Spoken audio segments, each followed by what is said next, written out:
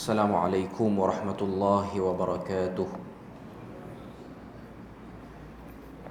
إن الحمد لله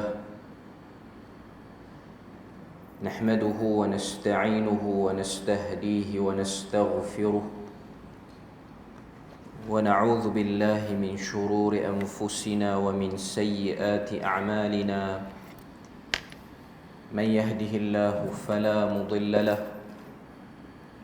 ومن يضلله فلا هادي له. أشهد أن لا إله إلا الله وحده لا شريك له وأشهد أن محمدا عبده ورسوله. يا أيها الذين آمنوا اتقوا الله وقولوا قولا سديدا يصلح لكم أعمالكم ويغفر لكم ذنوبكم ومن يطع الله ورسوله فقد فاز فوزا عظيما. الحمد لله الذي بنعمته تتم الصالحات. ربنا آتنا من لدنك رحمة وهيئ لنا من أمرنا رشدا. اللهم آت نفسي تقواها وزكيها وأنت خير من زكاها أنت وليها ومولاها. أما بعد. Alhamdulillah, syukur pada Allah Azza wa Jal kerana dengan rahmat dan juga limpah kurnia yang Allah Ta'ala berikan dapat kita bersama pada malam ni menyambung perbahasan daripada kitab Fiqhul Akbar karangan Al-Imam Abu Hanifah rahimahullahu ta'ala. Sambungan kita malam ni ialah pada muka surat 104. Muka surat 104 di bawah tajuk syaitan menyesatkan manusia. Jadi kita tengok matan yang diletakkan oleh penulis rahimahullahu ta'ala. Qala al-muallifu rahimahullahu ta'ala wala yajuzu an naqula inna asy-syaitana yaslubu al-imanu min al-'abdi al-mu'mini qahran wa jabra walakin naqul al-'abda yad'u al-insanu fa hina idzin yaslubuhu minhu asy-syaitan. Maksud dia, tidak harus kepada kita mengatakan syaitan merampas iman daripada hamba mukmin secara kekerasan dan paksaan. Tetapi kita mengatakan hamba itu meninggalkan iman dan pada waktu itulah syaitan merampas iman daripadanya. Mata ni Al-Imam Abu Hanifah nak tunjukkan kepada kita hakikat godaan syaitan dan beberapa salah faham bila mana manusia itu terjebak dalam kesalahan ataupun dosa. Dalam huraian dia sebut, sesetengah orang mengatakan bahawa syaitan merampas iman daripada hamba yang beriman. Setengah kumpulan mengatakan dan menyangka bila mana satu orang anak Adam tu dia lalai, terjerumus dalam satu-satu kesalahan ataupun dosa, ianya terjadi kerana syaitan yang telah menyebabkan dia jatuh dalam tu. Maknanya ada satu faktor yang kuat yang tak dapat ditolak oleh satu orang anak Adam tu sehingga dia jatuh dalam kesalahan itu ataupun terikut godaan syaitan. Jadi kefahaman seperti itu ataupun mindset seperti itu ialah kefahaman yang salah.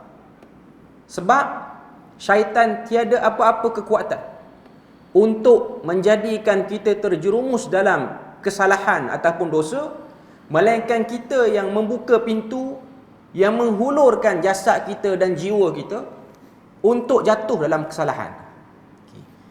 Kefahaman ni ataupun ideologi ni muncul kerana nak mengeluarkan bebanan dosa daripada manusia. Sebab dosa ni bukan benda yang seronok. Dosa ni bukan benda yang sedap. Ianya benda yang memberi kesan negatif. Sebab tu dalam hadis Nabi sebut al-ithmu ma haka fi qalbihi. Satu dosa itu ialah sesuatu yang menggelisahkan satu orang dalam hati dia. Satu orang yang terlibat dengan dosa, walaupun tidak boleh diambil tindakan atas dosa yang dia lakukan. Kerana dia tu terlampau kuat, kerana dia tu gangster sangat, ataupun dia orang yang ditakuti. Dia buat satu dosa, tak boleh ambil tindakan. Walaupun hakikatnya ataupun sebenarnya pihak yang berkuasa kena ambil tindakan. Tapi dengan sebab dia terlalu menjaharkan kejahatan dia ataupun terlalu kuat dalam melakukan dosa, dia tak diambil tindakan. Macam-macam contoh lah kita boleh bagi. Orang yang mencuri harta orang, merompak harta orang, bunuh orang, sakiti orang. Tak ada orang boleh lawan dia di dunia ni. Tidak ada undang-undang yang boleh dijatuhkan pada dia kerana dia cukup kuat. Ini pelaku dosa. Walaupun nampaknya seperti tidak diganggu pelaku dosa ni, tapi Nabi sebut dalam hadis, satu orang yang terlibat dengan dosa, bila mana benda tu Tuhan larang, walaupun dia tidak diambil tindakan, tidak ditangkap, tidak ada apa kesan-kesan dunia yang kena pada dia daripada undang-undang, sama ada undang-undang syariat ataupun undang-undang maslahah manusia, buatan manusia, tapi kesan dosa tu ialah mahaka fi nafsihi ataupun fi qalbihi. Satu benda yang bila mana dia buat, dia akan rasa gelisah. Pelaku dosa ni dia rasa gelisah, dia tak rasa seronok. Dia mungkin seronok, tapi dia tidak ada penghujung yang kita sebut sebagai kepuasan ataupun ketenangan. Tak ada. Itu benda yang Nabi sebut dalam hadis. Ma yatma'innu bihi qalb. Ianya bukan benda yang boleh menenangkan hati. Walaupun dia buat benda tu, dia dapat apa yang dia nak, tapi dapat tu sementara. Satu orang yang berzina, dia merasai nikmat persetubuhan berbeza dengan orang yang mendapatnya melalui perkahwinan. Tapi orang yang berzina, dia ada satu benda yang menggelisahkan dia, iaitu kesan-kesan penyakit-penyakit dunia yang dia risau. Lepas tu dia akan cuba cari ubat-ubat tertentu untuk prevent diri dia supaya dia tak kena benda tu, penyakit tu. Dia risau. Walaupun dia boleh tukar mana-mana orang, dia boleh mendatangi mana-mana manusia pun, tapi dia ada rasa gelisah tu. Benda yang sama, perbuatan yang sama, tapi perbuatan yang dikategorikan sebagai dosa dan perbuatan yang dikategorikan sebagai boleh dari segi syarak. Perbuatan yang sama, tapi ianya menghasilkan rasa yang berbeza dalam hati. Rasa yang tidak tenteram dalam hati pelakunya. Okay. Jadi Imam Abu Hanifah nak sebut, kalau jadi macam tu, itu bukan syaitan penyebab utamanya. Memang syaitan dia punya kerja ialah untuk menghasut manusia. Tapi yang terima hasutan, yang layan hasutan tu, yang ambil hasutan tu dan jadikan sebagai pedoman hidup, itu kita. Itu bukan syaitan. Okay. Kita tengok apa lagi yang dia sebut dalam syarah. Dia kata, menurut mereka, syaitan mempunyai kuasa ke atas manusia sehingga memaksa mereka melakukan maksiat dan meninggalkan ketaatan. Ini umum, general. Antara kerja syaitan ialah mengalihkan manusia daripada ketaatan kepada kederhakaan. Sama ada dengan cara yang jelas, mujaharah. Bila mana satu orang tu dia buat dosa, dia yang sedang buat tu pun dia tahu benda tu dosa. Contoh, satu orang yang merompak, orang yang mencuri harta orang, dia yang curi, dia yang merompak, dia yang buat tu pun dia tidak mengiktiraf perbuatan dia betul dan disuruh oleh agama ataupun positif di mata sebahagian orang. Dia yang duk buat benda tu pun dia pun tahu benda dia buat tu salah. Itu ialah bentuk-bentuk pemalingan daripada taat kepada derhaka. Okay. Ada satu lagi yang disebut sebagai talbisus syaitan, iaitu syaitan mencantikkan satu benda yang salah juga, tapi orang melihatnya sebagai benda yang tidak kuat kesannya, macam buat benda jahat direct. Sebab itulah kita mungkin selalu dengar satu kitab yang ditulis oleh Ibnu Jauzi rahimahullahu ta'ala, namanya ialah Talbis Iblis. Buku ini telah menjadi jarum yang sangat tajam kepada kelompok-kelompok yang tak senang dengan isi dalam buku tu. Sebab memang Ibnu Jauzi dia tulis pada kurun ke-6.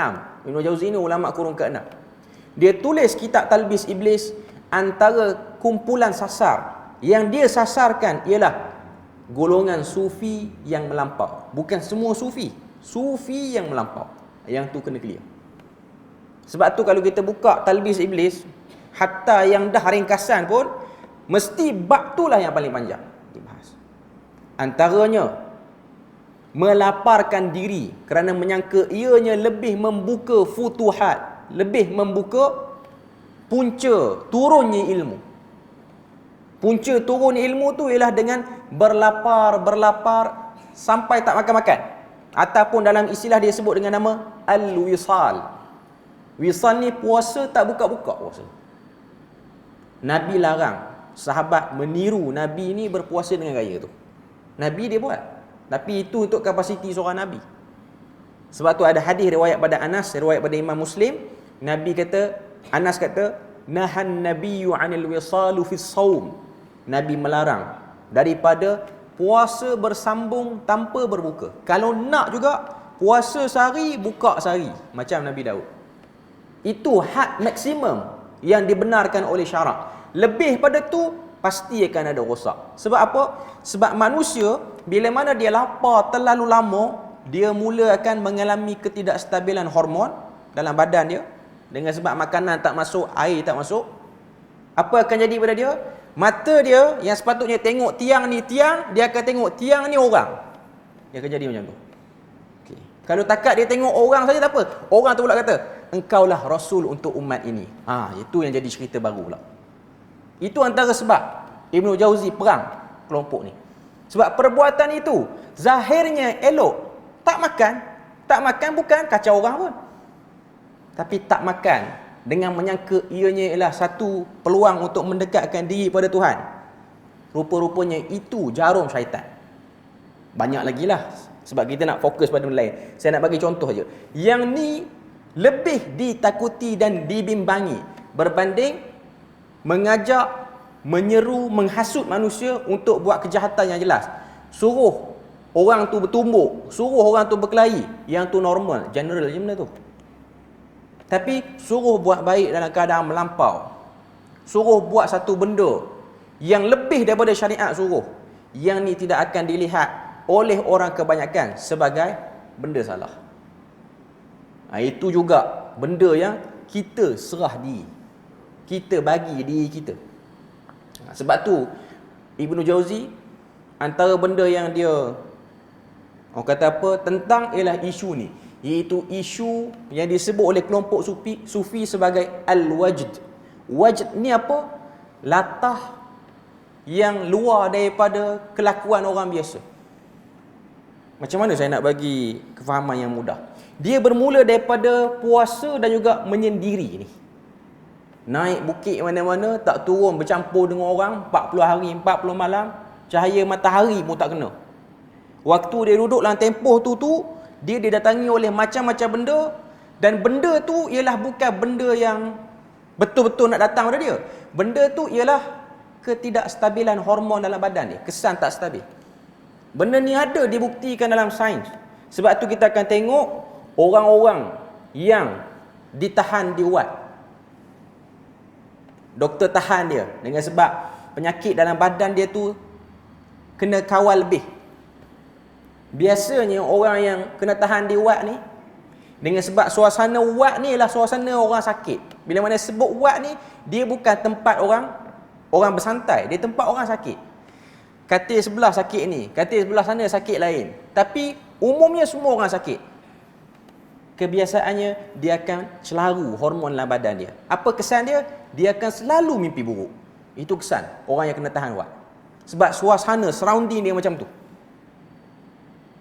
Dengan sebab selalu kena mimpi buruk tu, dia punya hormon tak stabil.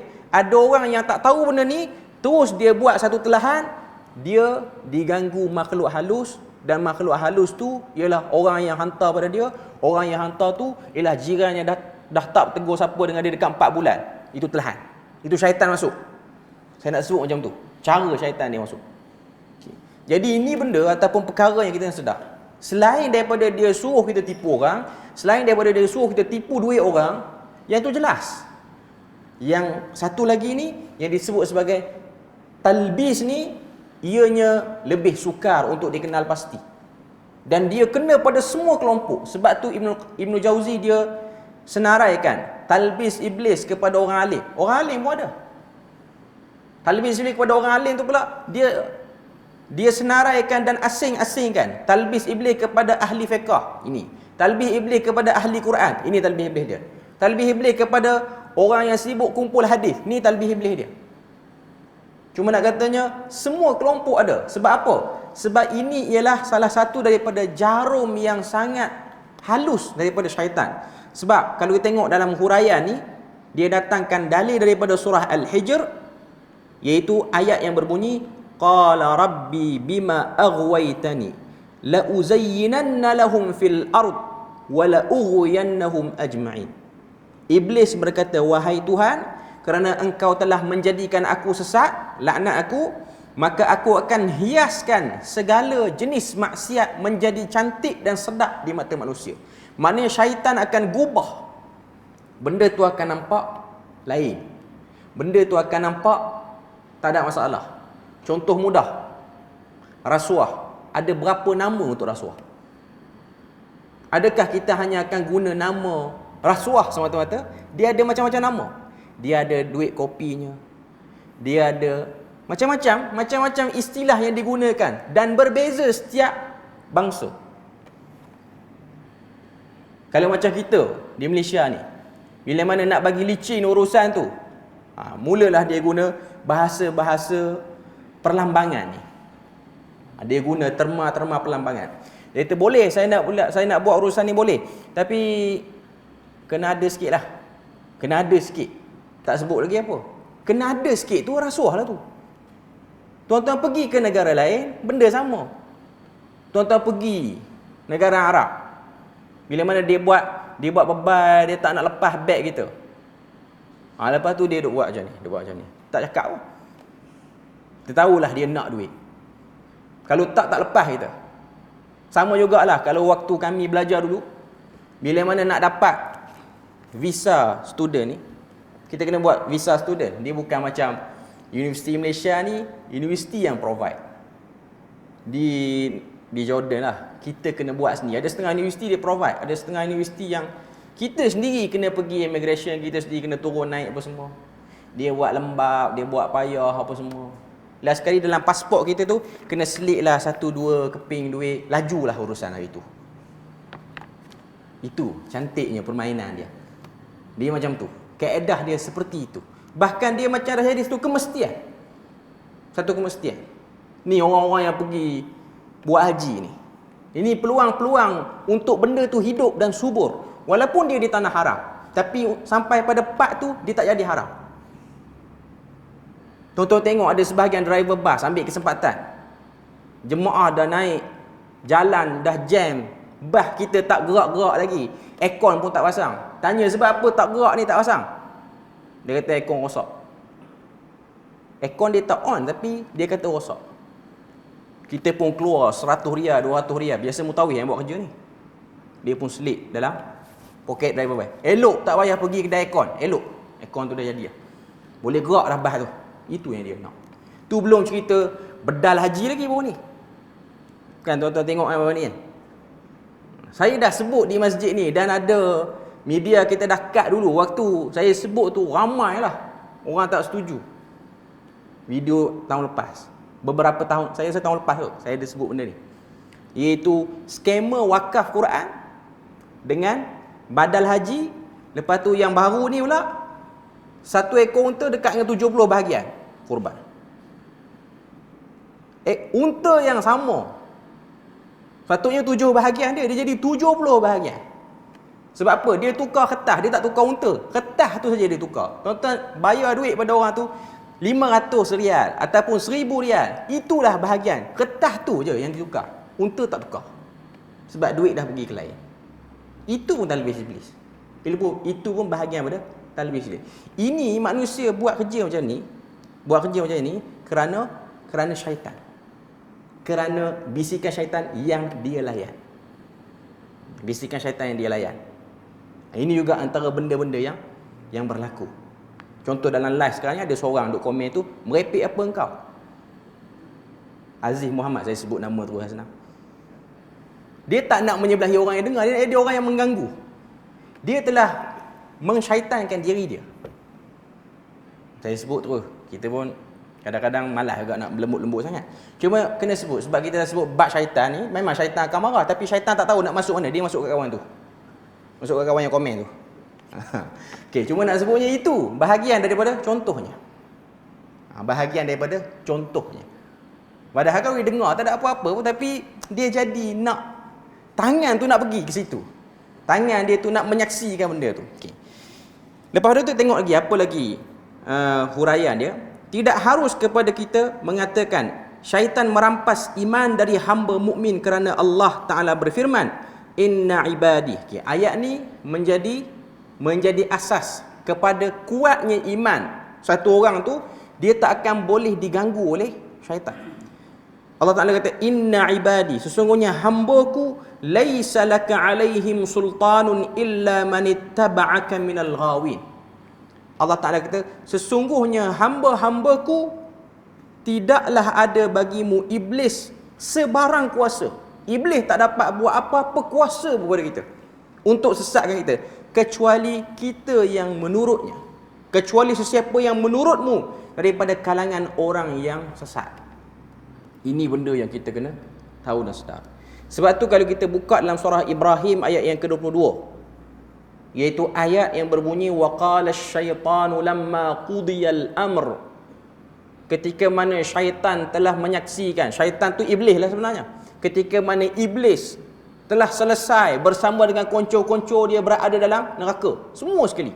Ini hadis di riwayat Bukhari pun ada cerita tentang khutbah iblis dalam neraka. Bila mana semua ahli neraka dah masuk, jin dah masuk, manusia pun dah masuk, iblis pun dah masuk, Allah Ta'ala keluarkan daripada dasar neraka itu satu tiang menyerupai mimbar untuk iblis naik dan berdiri di situ. Lalu iblis kata, wa qala asyaitanu lamma qudiyal amr innallaha wa'adakum wa'dal haqqi wa wa'adtukum fa akhlaftukum. Sesungguhnya Allah Ta'ala telah memberi janji kepada kamu dengan janji yang benar, taat dapat syurga. Aku pun beri janji kepada kamu, tapi aku menyelisihi janji aku. Iblis buat pengakuan pada waktu itu, tapi pengakuan pada waktu itu tidak memberi apa-apa kesan, sebab ia hanya menambah penyesalan sahaja. Sebab tu kita tengok dalam ayat yang tersebut, ayat 22 tu, kalau kita boleh cek lah dalam Quran masing-masing, antara ayat yang pedih bagi yang ikut syaitan ni, syaitan kata, iblis kata, fala talumuni walumu anfusakum.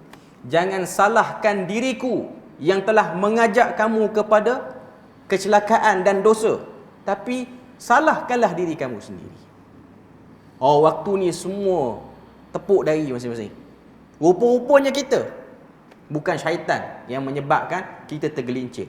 Kita ada kekuatan. Sebab tu kita tengok bagaimana Umar Al-Khattab, Nabi sebut, ini orang yang tidak mampu didekati oleh syaitan. Tak mampu dekat dengan syaitan tu maksud dia apa? Jalan-jalan yang Umar lalu syaitan akan lari. Kerana apa? Kerana kekuatan iman yang ada kepada Umar Al-Khattab. Dan kekuatan iman ni ialah benda yang kita boleh bina, kita boleh buat, kita boleh usaha untuk mendapatkannya. Sebab tu dalam matan ni Imam Abu Hanifah kata, iman kita itulah yang menjadi benteng kepada syaitan ataupun iblis. Tapi kalau kita buang iman tu, kita dropkan, jatuhkan iman tu, maka luaslah pintu untuk syaitan masuk ke dalam diri kita. Cuma dalam setengah-setengah huraian, bila mana dia menghuraikan matan ni, dia juga ada sebut, sebahagian ulama juga ada sebut, ianya ialah satu isyarat yang ingin disampaikan oleh Imam Abu Hanifah tentang satu gerakan yang ada pada waktu itu, iaitu gerakan Jabariyah. Jabariyah ni ialah satu kelompok secara generalnya lah. Dia ada lagi fraction, dia pecahan-pecahan bawah Jabariyah tu. Okay. Jabariyah ni ialah satu kelompok yang mengatakan segala benda baik, segala benda jahat yang manusia tu buat, ianya bukan datang daripada upaya manusia tu, tapi Tuhan yang gerakkan. anggota dia, tubuh badan dia. Kalau Tuhan gerakkan dia ke arah kebaikan, dia akan jadi orang yang buat baik. Kalau Tuhan gerakkan dia ke arah kejahatan, dia akan jadikan orang yang buat jahat. Poin yang utamanya ialah tak boleh letak dosa pahala pada manusia. Sebab yang menjahatkan manusia pun Tuhan, yang membaikkan manusia pun Tuhan. Maknanya manusia ni hanya menjadi satu mesin sahaja yang menggerakkan benda tu. Ini Jabariyah punya pemikiran. Kenapa dia boleh fikir macam tu? Sebab dia nak buang konsep dosa. Bila mana konsep dosa tak ada, orang buat jahat apa pun kita tak boleh tegur lah. Itu poin dia. Bila mana kita tengok orang tu dia tipu orang, nak buat macam mana? Tuhan telah jadikan dia sebagai satu manusia yang menipu orang. Tak boleh tegur lah. Itu Jabariyah punya esen, intipati Jabariyah. Bawah Jabariyah ni dia ada beberapa lagi. Antara yang terkenal untuk kelompok Jabariyah ni ialah Jahmiyah yang diasaskan oleh Jaham bin Safwan daripada Turmuz. Turmuz ni di Tirmizi lah, tempat tokoh-tokoh yang kita dengar dengan nama Imam Tirmizi ni, di kawasan negara Iran dan kawasan sekitar pada waktu itulah Iran dan Iraq. Sekitar akhir ujung-ujung Empire Bani Umayyah ni, dia keluar kelompok nama dia Jahmiyah. Selain daripada Jahmiyah juga adanya Najjariyah. Najjariyah ni dia punya fraction daripada Jahmiyah dan dia digelar sebagai Jahmiyah Mutawassit. Mutawassit maksud dia apa? Pertengahan. Jahmiyah yang pekat, memang dia kata orang buat jahat ni Tuhan yang jadikan. Tuan-tuan tengok gangster yang seluduk dadah, yang rosakkan orang sehingga boleh menagih dadah. Itu kita tak boleh buat apa-apa dekat dia. Sebab dia sedang menjalankan ketentuan Tuhan. Tak boleh tegur, tak boleh apa. Tak boleh buat apa-apa. Ini pekat punya Jahmiyah.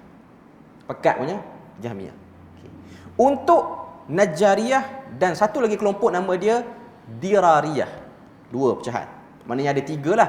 Jahmiyah paling besar, Jabariyah paling besar, Jahmiyah, lepas tu yang tengah dia Najjariyah, dan yang paling ujung sekali ialah Dirariyah. Dirariyah ni yang dah waktu Bani Umayyah dah nak habis dah, Khalifah Bani Umayyah ni dah nak naik khalifah yang lain.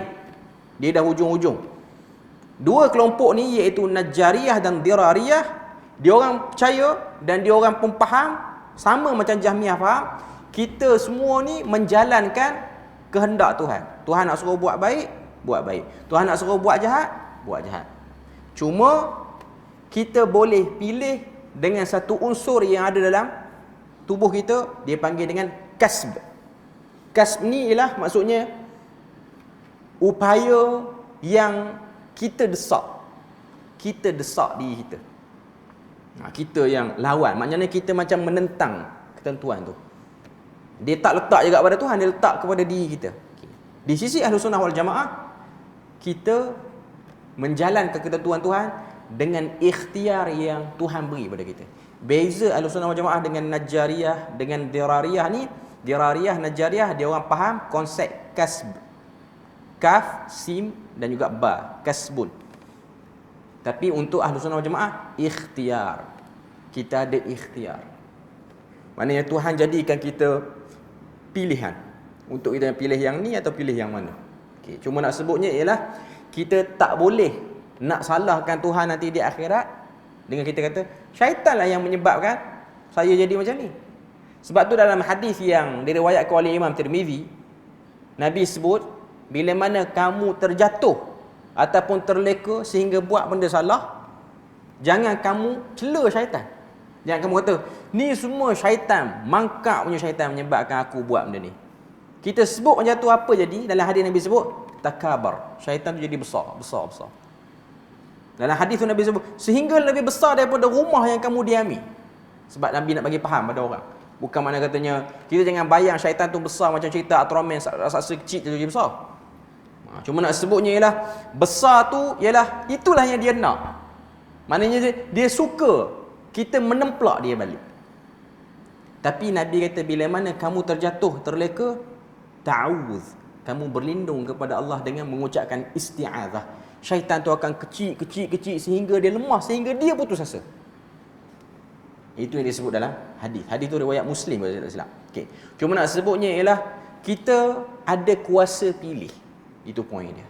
Kita ada kuasa pilih. Okay. Seterusnya, kita tengok pada muka surat 105, azab kubur. Untuk syaitan menyesatkan manusia kita dah selesai. Okay. Azab kubur.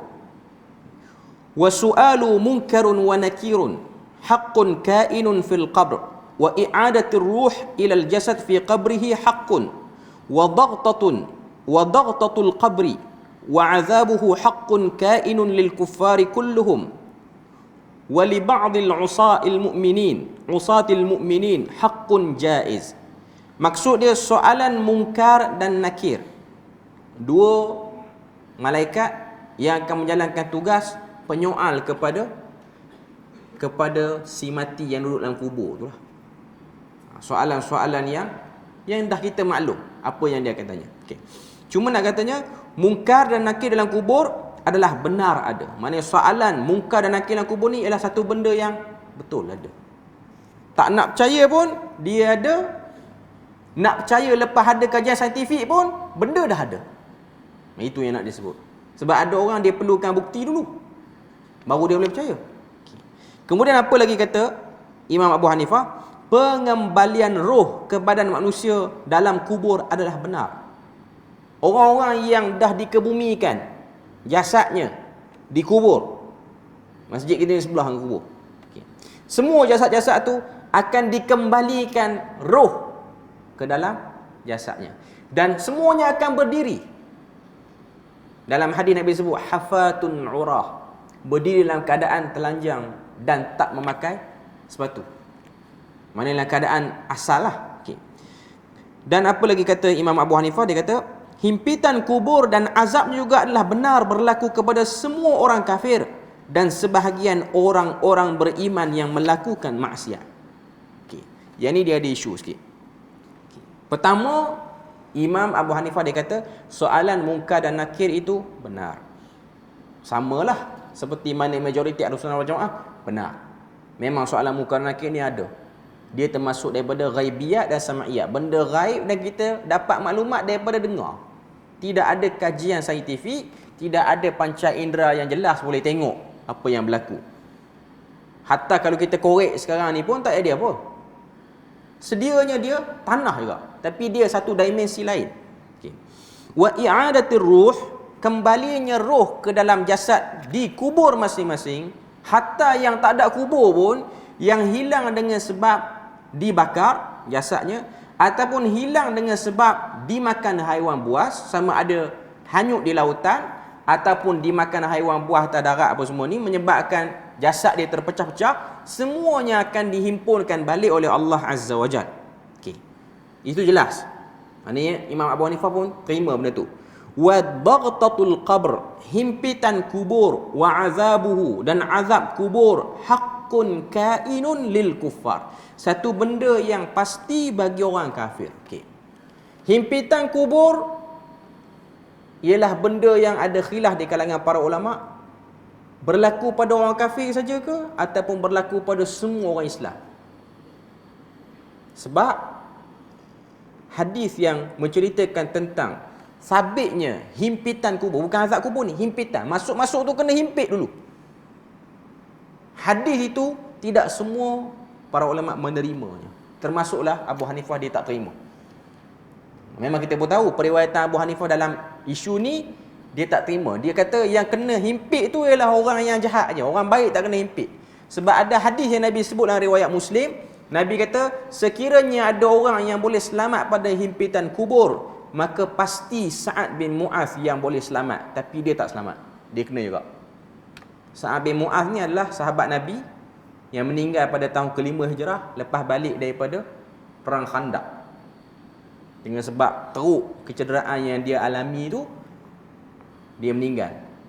Dan Nabi sebut dalam hadis, ihtazza bihil arsh bimauti Sa'ad bin Mu'adh, bergegar arash dengan sebab kematian Sa'ad bin Mu'adh. Tanazzala alaihil malaikah, turun kepadanya para malaikat yang cukup ramai mengiringi pengkebumian Sa'ad bin Mu'adh. Sa'ad bin Mu'adh ni dia masuk Islam agak lewat. Dalam riwayat sebut sekitar umur 31 ataupun 32 tahun. Dan dia meninggal dengan sebab menyertai perang Khandaq tu, ketika mana dia berusia 36 ataupun 37. Ala kulli hal, dia masuk Islam kurang pada 10 tahun. Tapi dia melayakkan diri dia sebagai ahli syurga. Sebab ada hadis, Nabi tak golongkan dia dalam 10 orang ahli syurga. Cuma ada satu lagi hadis yang diriwayatkan oleh Imam Tirmizi, juga diriwayatkan oleh An-Nasa'i. Nabi diberi hadiah kain sutera daripada jenis sundus. Sundus ni dalam Quran disebutkan antara pakaian ahli syurga ni min sundusin wa istabrak. Daripada jenis kain sutera yang nipis, sundus tu nipis, istabrak ni ialah yang tebal. Yang ni dipakai untuk musim sejuk. Sundus ni pakai untuk musim panas. Tapi dia dibuat daripada sutera. Nabi dapat hadiah, Nabi tak pakailah, memang benda tu adalah larangan. Okey. Cuma Nabi sebut kepada sahabat semua, sesungguhnya kain sapu tangan Sa'ad bin Mu'az dalam syurga lebih baik berbanding sundus yang aku dapat sebagai hadiah ni. Waktu tu Sa'ad dah mati dah. Nabi kata, sapu tangan Sa'ad bin Mu'az itu lebih bernilai berbanding sundus ini. Jadi hadis ni para ulama sebut melayakkan Sa'ad sebagai ahli syurga juga. Cuma hadis yang satu lagi Nabi kata, kalau ada orang yang boleh selamat pada himpitan kubur, pasti Sa'ad bin Mu'az selamat. Hadis ni sahih. Tapi dengan sebab Imam Abu Hanifah, kita kena faham dia punya geografi tempat dia duduk dengan tempat pengumpulan hadis tu jauh. Dia duduk di Iraq, pengumpulan hadis ni duduk di Hijaz, di Madinah. Sebab tu anak murid dia Hasan Asy-Syaibani, bila mana Abu Hanifah meninggal, termasuk juga dengan Abu Yusuf, bila mana dia meninggal, dua-dua orang anak murid Abu Hanifah ni pergi ke Madinah untuk belajar dengan Imam Malik. Sampai-sampai di Madinah, dia tengok Imam Malik berfatwa dan meriwayatkan hadis yang banyak. Dan semua riwayat-riwayat hadis tu banyak bertentangan dengan fatwa Abu Hanifah waktu dia orang belajar dulu. Asy-Syaibani kata, kalau Abu Hanifah hidup, dia akan rombak 2/3 daripada mazhabnya, kerana banyak menyelisihi hadis. Bukanlah dia lawan hadis Nabi, tapi hadis tak sampai kat dia, dengan sebab dia duduk tempat jauh. Jadi ijtihad Imam Abu Hanifah memang kita akan tengok keluar daripada keumuman hadis ataupun daripada mana-mana angle hadis tu lah, istidlal hadis tu. Sebab dia kurang, tak sampai pada dia hadis. Macam Imam Malik, itu tempat Madinah tu ialah tempat periwayatan hadis, tempat adanya sahabat Nabi, tempat adanya tabi'in. Jadi latar dia berbeza. Jadi di sisi Abu Hanifah, yang kena himpitan kubur ni ialah yang orang yang melakukan maksiat. Tapi orang baik tak kena. Yang benarnya ialah semua orang kena. Semua orang kena. Sebab Nabi sebut, kalau ada orang boleh selamat, mesti Sa'ad bin Mu'az boleh selamat. Tapi dia tak selamat. Cuma para ulama menyebutkan himpitan kubur bagi orang yang baik, ianya ialah seperti himpitan ataupun pelukan ibu terhadap anaknya. Maknanya tanah tu merapat dekat dia. Maknanya tanah tu, orang kata apa? Dia menunggu masuknya kita ke dalamnya, ke dalam perut bumi ni. Jadi dia macam welcome kita. Untuk orang yang jahat, himpitan tu memang azab lah. Memang akan menyebabkan dia rasa terseksa. Untuk orang yang baik, himpitan tu awalnya tak selesa, tapi dia tidak menyakitkan. Dia hanya sekadar satu tarhib saja, ataupun satu welcome. Cuma Abu Hanifah dia kata, yang kena himpit tu ialah ahli maksiat ataupun orang kufar sahaja, ataupun orang kafir lah kita sebut. Dalam huraian dia sebut apa? Manusia akan diuji dalam kubur mereka dan disoal oleh malaikat. Allah memberikan keteguhan kepada orang beriman dengan kalimah yang teguh, iaitu kalimah tauhid. Kehidupan dalam kubur dinamakan dengan alam barzakh. Musyrikin Mekah, antara ideologi yang ada pada dia orang, mengingkari wujudnya alam kubur ni, alam barzakh ni. Termasuklah dengan azab kubur sekali pun. Sebab bagi dia orang dah mati. Tak ada lagi urusan-urusan lain. Okay. Jadi itu ideologi awal yang ada pada orang kafir, Tapi bila mana dah banyak orang masuk Islam dan kelompok-kelompok akidah pun dah berbagai-bagai, Mu'tazilah dan berbagai-bagai, ada kelompok-kelompok yang mereka claim dia orang Islam, tapi dia orang tolak juga isu azab kubur dan juga alam barzakh ni. Antaranya Mu'tazilah dan Khawarij. Bagi dia orang tak ada benda ni. Ini semua hanya lebih kepada menakutkan semata-mata. Nak suruh kita duduk atas bumi ni dengan keadaan baik. Sebenarnya dalam kubur tak ada apa-apa pun.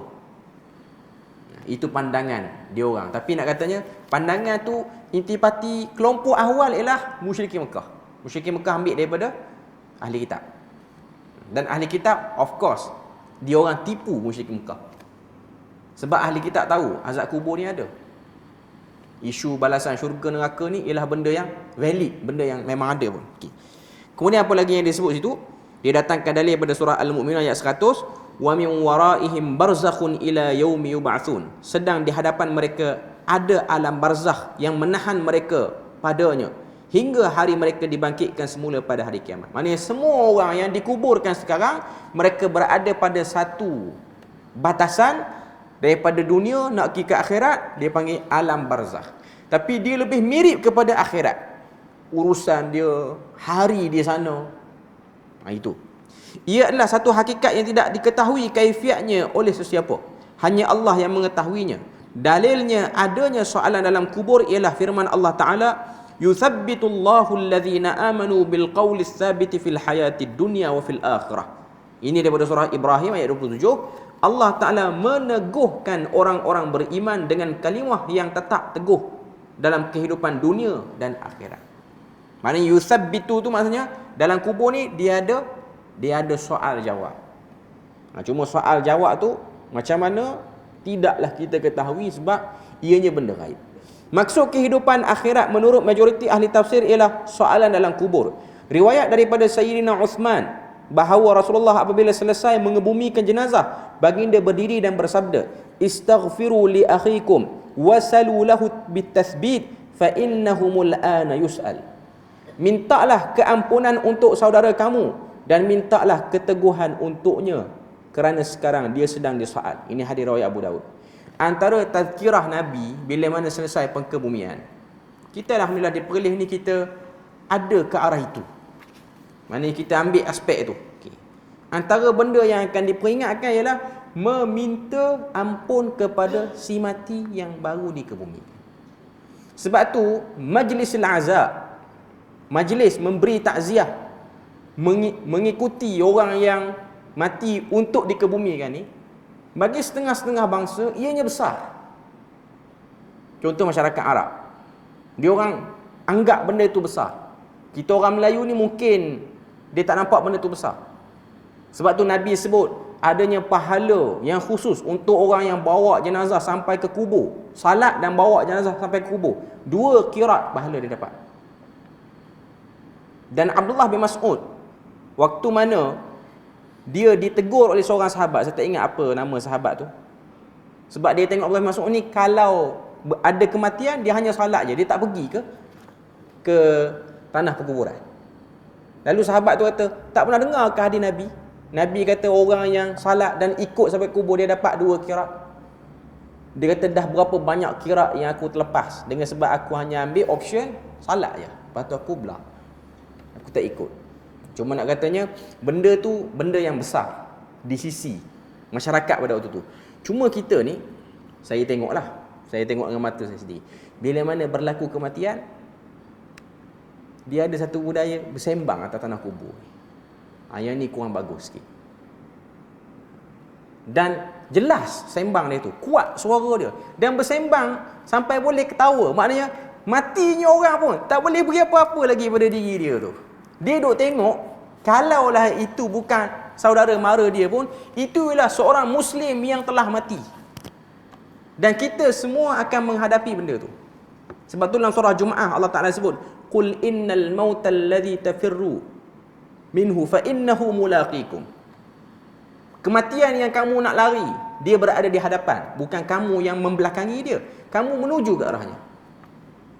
Maknanya bila mana berlaku kematian, ianya benda yang sudah cukup untuk stop sekejap kita pada urusan-urusan dunia. Bukan stop terus, stop sekejap.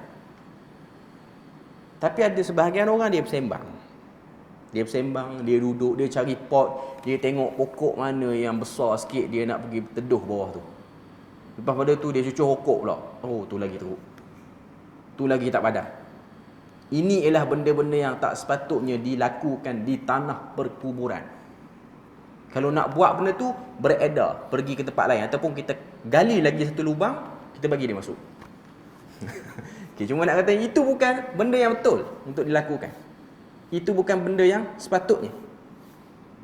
Kalau saya faham ada sebahagian orang dia nak merokok. Tunggu sekejap, pergi tempat lain. Itu bukan tempat dia. Sebab tu Imam Asyuti dia tengok di Mesir ni, Imam Asyuti ni dia berasal daripada Asyut. Asyut ni nama tempat di Mesir. Antara kebiasaan orang-orang di sana, bila mana berlaku kematian, dia akan susun batu-batu atas kubur tu bagi cantik. Maknanya macam tempat kita lah, buat kepuk elok apa semua. Okay. Imam Asyuti kata ianya ialah sebuah penghinaan kepada si mati. Sebab mati ni gerbang ke akhirat. Tiba-tiba kubur dia tu kamu hias dunia atas dia. Sepatutnya kamu kena beri satu benda yang lebih bermanfaat pada dia, iaitu mendoakan dia. Tapi kamu dah fikir, ataupun waris tu dia dah fikir, kubur ni kalau kita letak batu ni lebih kurang je dengan orang lain, kita kena letak batu nisan yang lain. Ada orang dia fikir. Bahkan ada orang yang lebih teruk lagi, dia sendiri, untuk dia yang nak mati tu, dia ada buat portion simpanan supaya kubur dia tu dihias dengan sekian-sekian.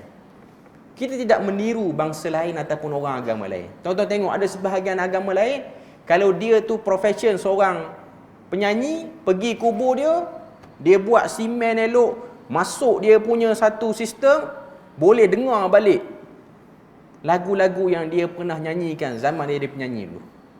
Tuan-tuan tengok kan, sebahagian kubur, saya tak nak mention lah agama apa, tapi sebahagian kubur-kubur ni kita pergi, kita tahu dia penyanyi dengan sebab kubur dia cantik, siap ada butang, lagu tamu, lagu kedua, lagu ketiga. Ini orang agama lain duk buat. Apatah lagi sebahagian orang dia buat pertandingan kubur cantik. Kubur bersih lain, kubur cantik. Kubur bersih saya tak ada masalah yang tu, memang kita kena bersih pun kubur. Tapi dia fikir macam mana kita nak bagi cantik kubur ni. Keluarkan dana, cat semua tulisan, bagi warna sama je. Sebab nanti akan ada penilai yang akan tengok tanah kubur kita. Tapi yang mati di bawah kubur tu tak pernah diminta keampunan untuknya, tak pernah diingati pun. Itu ialah bentuk penghinaan kepada si mati. Kita beri laluan azan dulu. Kita tengok muka surat 106 tu sikit lagi untuk kita habiskan tentang azab kubur ni. Bila mana Allah Ta'ala, bila mana Nabi sebut dalam hadis, istaghfiru li akhikum, minta ampun kepada saudara kamu, wasalu lahu bitathbit fa innahu al-ana yus'al, dan mintalah kepada dia teguh kerana dia sekarang sedang disoal. Okay. Kemudian dalil adanya himpitan kubur dan azabnya, an-naru yu'raduna 'alaiha ghuduwan wa 'ashiyya wa yawma taqumus sa'atu adkhilu ala fir'auna ashaddal 'adzab. Ini daripada surah Ghafir ayat 46. Mereka dihadapkan, yu'radun tu maksudnya dia terjemah tu didedahkan. Maknanya bahang api neraka tu pagi dan petang di alam barzah akan sentiasa duduk dekat dengan diorang, iaitu siapa diorang ni? Firaun dan juga pengikut-pengikut dia. Pagi dan petang. Tak masuk neraka lagi, tapi sudah diberikan teaser orang kata. Dia punya review awal, bagi rasa. Dan of course dia rasa tu, dia bukan setakat rasa panas, dia rasa diri dia terseksa dengan benda tu. Maknanya dia orang sudah merasakan penyeksaan di kubur masing-masing. Okay. Dalam ayat ini disebutkan dua jenis azab, iaitu sebelum azab pada hari akhirat, telah pun ada azab sebelumnya. Selain itu, azab kubur juga sabit berdasarkan beberapa hadis lain, seperti pernyataan Aisyah tentang azab kubur. Hadis Rasulullah memacakkan pelepah tamar. Okay. Ini pun antara hadis-hadis yang mensabitkan adanya azab kubur.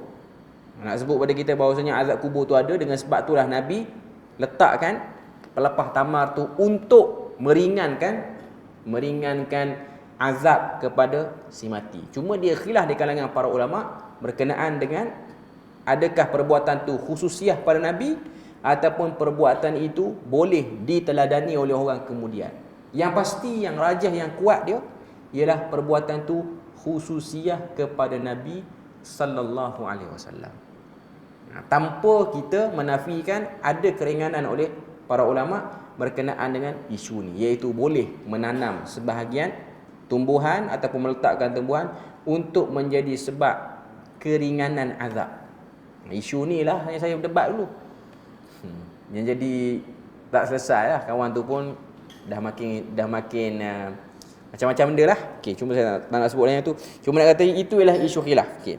Doa baginda supaya dilindungi daripada azab kubur dan lain-lain. Dan banyak lagi lah. Mana yang nak sebut dia, ada hadis Nabi diperjalankan dalam kubur, dalam mimpi dan tengok azab kubur semua tu.